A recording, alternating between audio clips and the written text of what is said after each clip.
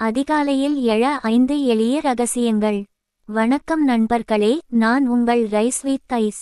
நாளை முதல் அதிகாலை 5 மணிக்கு எழப்போகிறேன் என்று எத்தனை முறை நீங்கள் அலாரம் வைத்திருப்பீர்கள்? ஆனால் அலாரம் அடிக்கும்போது அந்த ஒரு நிமிடம் தூக்கம் சொர்க்கமாக தெரிந்திருக்கும்.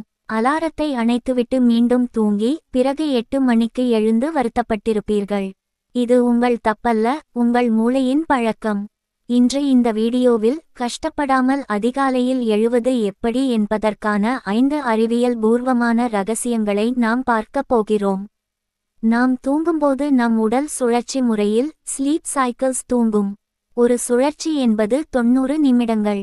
நீங்கள் ஒரு சுழற்சியின் பாதியில் எழுந்தால் நாள் முழுவதும் தலைவலி அல்லது சோர்வாக இருக்கும்.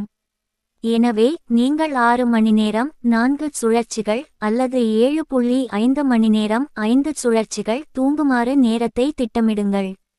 உதாரணமாக, நீங்கள் காலை 5 மணிக்கு எழ வேண்டும் என்றால் இரவு 11 மணிக்கு அல்லது காலை 9:30 மணிக்கு தூங்கச் செல்ல வேண்டும்.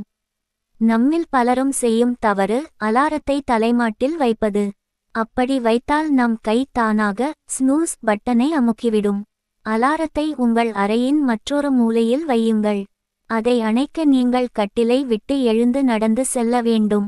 அந்த 4 அடி நடை உங்கள் மூளையை விழிப்படையச் செய்துவிடும்.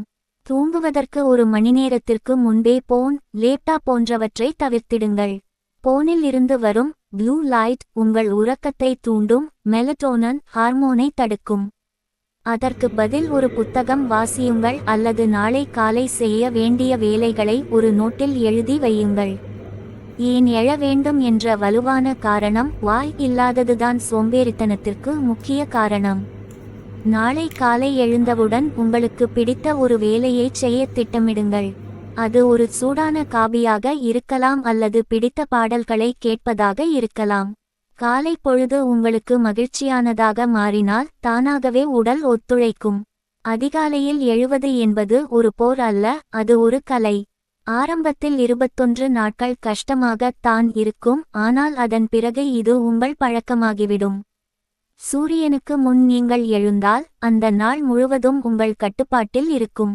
இந்த வீடியோ உங்களுக்கு பயனுள்ளதாக இருந்தால் உங்கள் நண்பர்களுக்கு பகிருங்கள். அடுத்த வீடியோ எதை பற்றி வேண்டும் என்று கமெண்டில் சொல்லுங்கள். நாளை மற்றும் ஒரு சுவாரஸ்யமான வீடியோவில் சந்திப்போம். இது உங்கள் ரைஸ் வித் ஐஸ்.